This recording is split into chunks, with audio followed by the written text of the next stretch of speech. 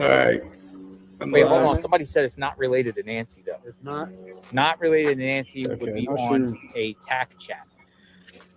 What do you think? Had SWAT. It's probably not related. Probably not. That's what the rumor is now. What do you want to do? SWAT's You want to been go all the way out activated. there? It's rush hour too on Friday. Yeah, and we're not going to go. We're not going to go. I don't I'll think it keep is. listening, though, see. We'll keep listening. I Yeah. got Y'all, somebody just saved us a trip, maybe. police scanner on. I like had to riding turn around. down. I do. I like riding around. So the just service going to on check the things way out for a from while Guthrie? here. Did you If have nothing pops off. pickup? we'll- No. pop off. Once I go Jump north off. of here and come in through the north side, Yeah. Credit to It's JLR. when I go through here, investigates. it gets all messed up. I mean, I'm interested in going in a sense to see a SWAT, Yeah, the problem is but we're like, this is the following the subject matter SWAT. here, though. yeah. Like, I don't want to. Oh, the neighbor just pulled in. There. Neighbor just pulled in. I wonder if she's been interviewed. Next door neighbor. Yeah. I mean, interviewed by the news, the media. Something Yeah, about next door neighbor. We're gonna wait on this because no media is I'm like actually saying, going "Hey, this is to see if I can something turn to this do with on. like our." As soon as we hear some confirmation, it's something to do with this.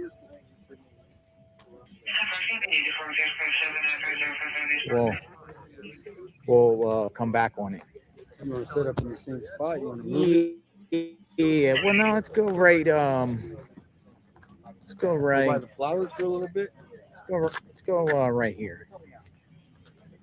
Nah. The Let's segs. go right here. Can you just throw that up? Thank you, sir. Yeah, we're ready. We're just gonna go right here for now. Oh, here's volume. Okay. So I'm gonna mute him. There's stuff coming through here on the scanner. We'll watch and listen to the scanner here. So credit to JLR investigates. He's been out there. I don't know, for like a week now. Getting it, humping.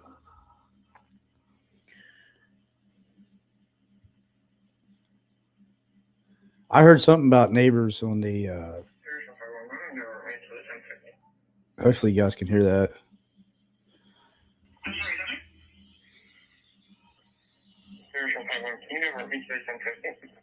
$10:15.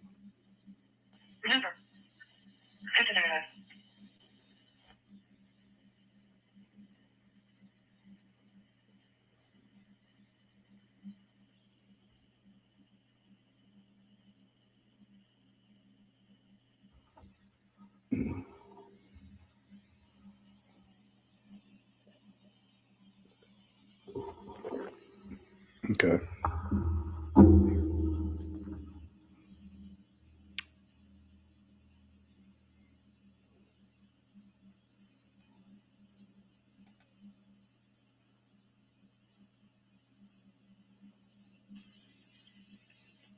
All right. So I'm just going to listen to the scanner and maybe talk here a little bit. Hopefully, you can hear me. Maybe even hear the scanner if I didn't mute that. 1, 2, 3. Having a hard time understanding. Copy 410.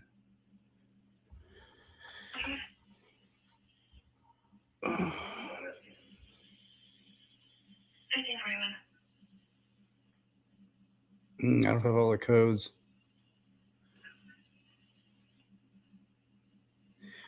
All right. So, rumors SWAT activated in that area, but it might not be related. And there's rumors there's a suspect they're zeroing in on. All I heard was units to Broadway. Kind of wish I knew where that's at. I had a feeling maybe something's going to heat up here. It's been so quiet before the storm.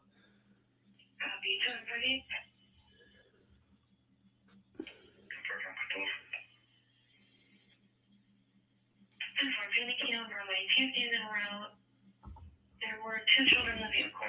Oh, okay. Possibly injured. That's something different related. Description other than my body. Okay. We'll pause it. So that sounds like something not related to this. Excuse me. So latest, I guess, rumor. Well, not a rumor. It's TMZ reported third ransom letter. Supposedly, there's a person who has information of who did this, and they were wanting a Bitcoin, which I think $67,000. Now they're wanting 100,000 because that's the reward. They keep saying it's a he, and something about like they don't want to implicate themselves. I can't remember what wordage they use. But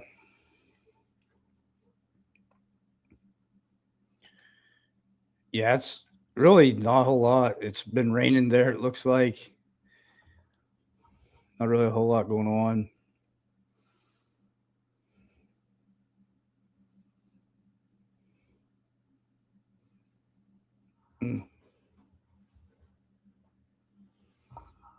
So, like, what kind of theories? There's a bunch of theories. Hold on one second.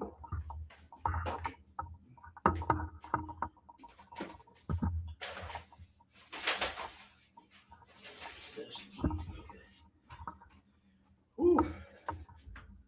It's stuffy here. It's been like freezing cold, and now it's like in the 30s, and it feels like it's 80 degrees out just because of the climate change. We had snow on the ground for like 3-4 weeks. I'm in West Virginia, and my gosh, man, this weather. I actually had my fans on upstairs. I mean, it was like in the teens below. Now it's in like the 30s, almost in the 40s. And it might even be in the 40s. I'm going to turn the scanner back on. Yeah, weather's been crazy. Feels like it's raining there.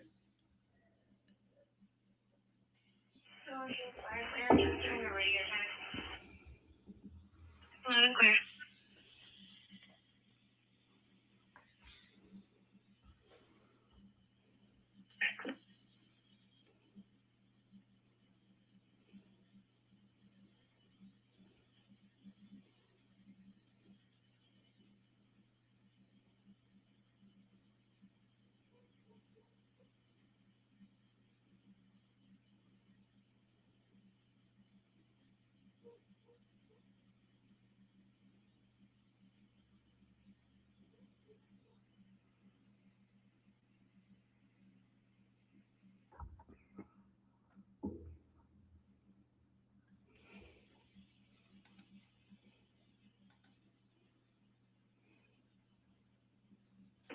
There's something for it. There's something for it. Can you show me a 1050 at 10th and Swan, just north of?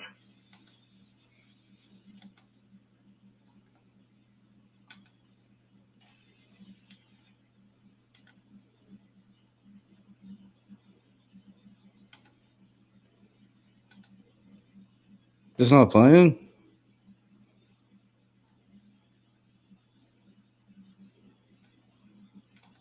Gotta pause it. Officially by Here the we go. FBI. We know, for example, that he's between 5'9" and 5'10". We know the exact brand and model of his backpack, but we still don't News have a break Nation. in the case. The FBI now doubling the reward on offer up to $100,000 from $50,000. Let's go back to senior national correspondent Brian Enton, who's live for us in Tucson. So it's all of that and more. Okay. Even a new TMZ Something else going on. email that we can talk about. But what's going on in this case here as we move towards a Friday night? Yeah, so this is brand new, Connell, and this just came in. TMZ says that they have received another email just within the last hour from the same person who has emailed them already, claiming to know who the kidnapper is in the Nancy Guthrie case. And TMZ reports that person is now asking for $100,000. Remember, they initially asked for 1 Bitcoin. I was Now saying they're that asking earlier. for But the reward's $100,000 100,000. They're total, and saying asking that less they want than the $50,000 reward. up front and $50,000 after the kidnapper is arrested. And they claim to also know the condition of Nancy Guthrie, although TMZ is withholding that part of the email. Obviously, they're working with the FBI, getting this information to them. What's interesting also, though, is TMZ is reporting, Connell, that this person in the email, and they're identifying the person as a man, said that he is contacting TMZ because he does not trust law enforcement and wants TMZ to sort of be a go-in-between. And again, it's from the same email address, TMZ says, that has sent the other letters to TMZ. So that just happened. It's going to be interesting here to see, you know, whether this is legit, whether it's not legit. Obviously, they're forwarding all this information also over to the FBI, Connell. All right, let me ask you one other question before I bring in a former deputy director of the FBI, and that's about this turf war. For those just joining us, you've been reporting the sheriff on and throughout the FBI day, are supposedly beefing between the FBI and the local sheriff's department. So bring us up to speed on what that's about. Yes.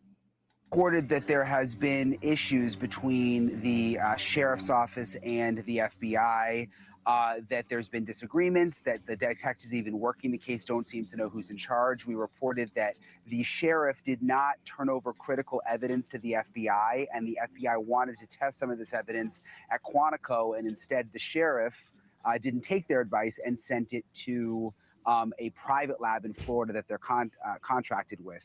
The sheriff has now come out and spoken to a local TV affiliate here in Tucson and said that basically none of this is true. He says that he is working with the FBI, that he called in the FBI the Monday after Nancy went missing, that he just prefers this lab because they have a contract with them and because they had already sent some of the evidence there, so why not send all of the evidence there? And he's basically saying all of this is rubbish, but we do have FBI sources who have said that there has been a disagreement here. And I even have a source who has said that as recently as Wednesday night, the sheriff's office was not sharing critical information with the FBI, Connell. All right, so the sheriff will be on with Elizabeth. One of them's lying. Vargas Report, 7 p.m. Eastern. See what he says then.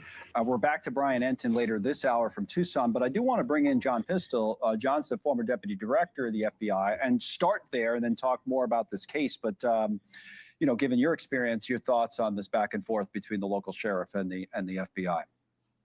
Well, Connell, obviously a seamless sharing of information is paramount in any major investigation. And if it is true, the allegations that the sheriff has withheld anything, or sounds like he's confirmed it's sent it to this Florida crime lab, that can be problematic because the FBI obviously would want to send the evidence to Quantico and may still do that if that's the case. Does it taint the evidence in any way? It all depends on what analysis they have done in Florida, and then how that chain of custody and all those things. So it's never a good thing to have friction between state, local, and authorities and the FBI. So that's the question. Is this causing any problems or delays where time is of the essence here? We've got an 84-year-old woman who's in need of medical attention. Look, right. The kidnapper or kidnappers, plural, perhaps, they don't want to be in custody of this woman in her medical condition. They want to get their money and go. So it's problematic on all sides. Thank you for watching. Subscribe below and download our News Nation app right now on your phone, and you will get fact-based, unbiased news for all Americans.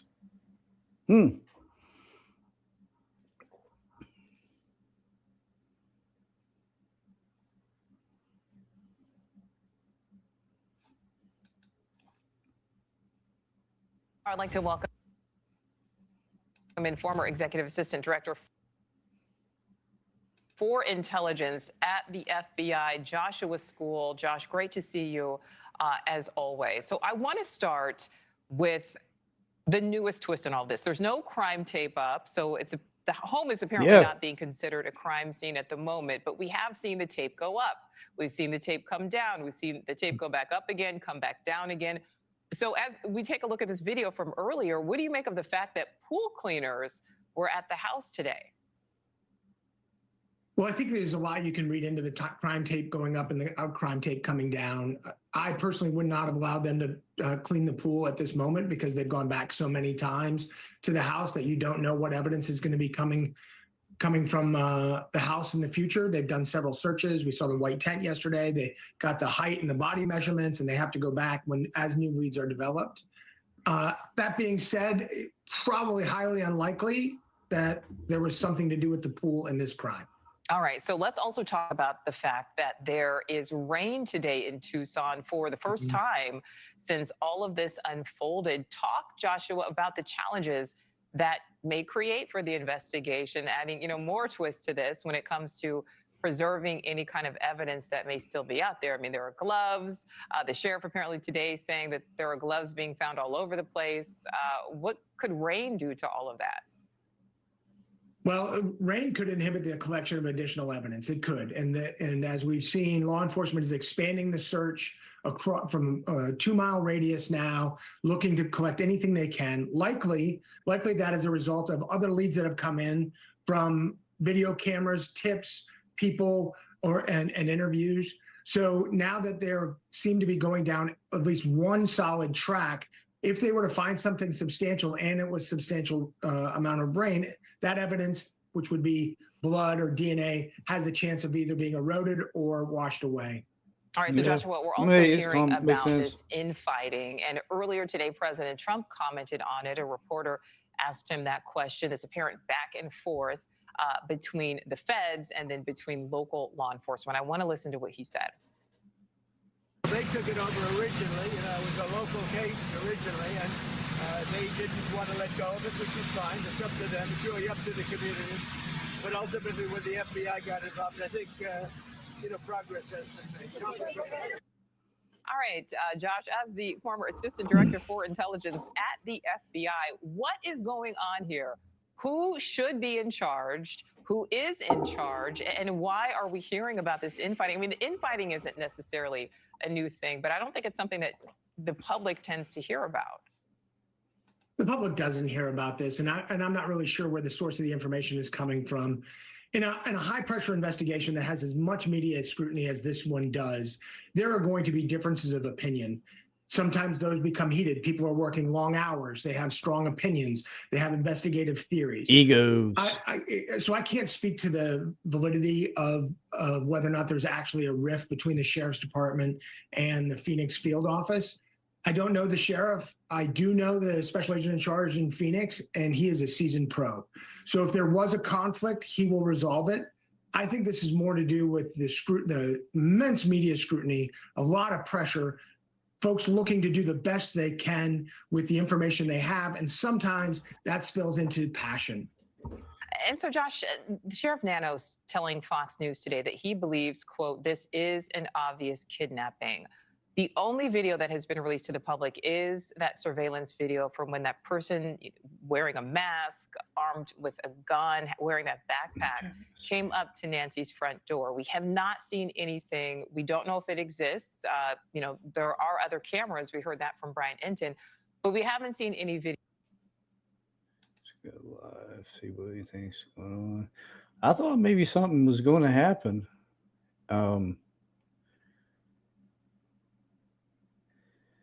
But I don't know. I thought the SWAT was moving. It's got to be related though to that, right? Let's go back to good old JLR. Yeah, she got mail. Well, it might have been junk mail. When? Oh, take comments off. Make that bigger. Yeah, I was watching earlier. Some of the neighbors on another creator, I don't want to say his name. He's real, like JR, I think pretty much said you can stream. Grown up. But some of the neighbors are getting kind of restless. So I saw there was a woman who was walking her dog, was upset they were filming her. And then I get these comments off here. I don't know if. Be right back. Don't really want to.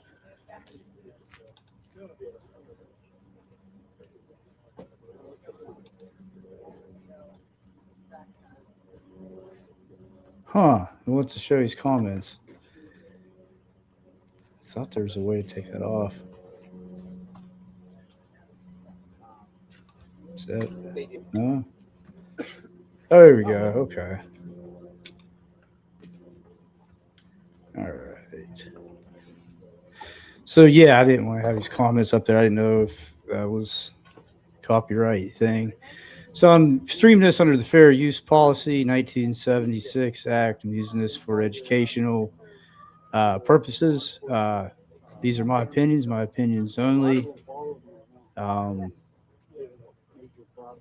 And credit to JLR Investigates. I showed some clips earlier from News Nation. So Well, now it's good, but I mean, in the future, that's really rough. This is going on. it's like it stopped raining there. People were like got jeans and long sleeve shirts and sweatshirts and kind of wondered what the temperature would be there.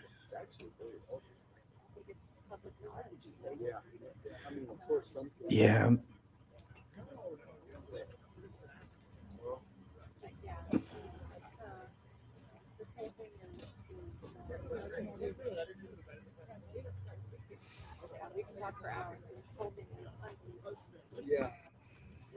You got all this news tent set up there and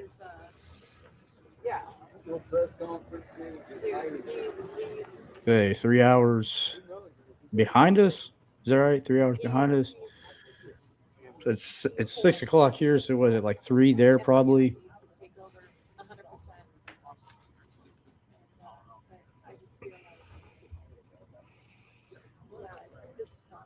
Pretty boring day.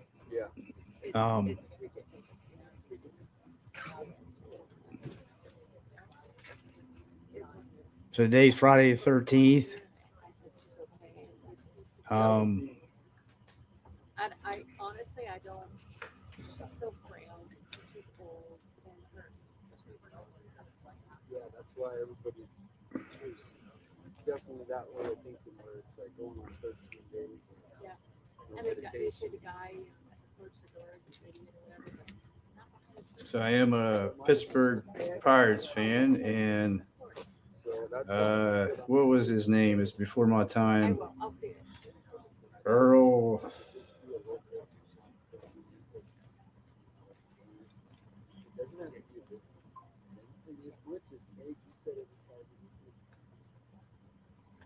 Elroy Leon face. Elroy Leon. I think he's a relief pitcher. He played for the Pirates. Died today. I believe that's his name. I got my Pirates gear on. I'm a big Pittsburgh Pirates fan. I'm excited. They made some signings in the offseason. And we got the best pitcher in baseball. We got the number 1 prospect in Connor Griffith. And I'm stoked, man. I think I'm ready. This could be a decent year for us.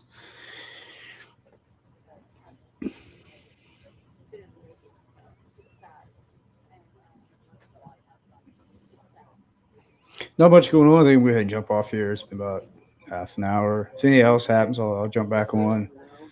Yeah, not really a whole lot going on. They had a 10 up. They got the guy's height. Third ransom letter. What else happened? They cleaned the pool or something.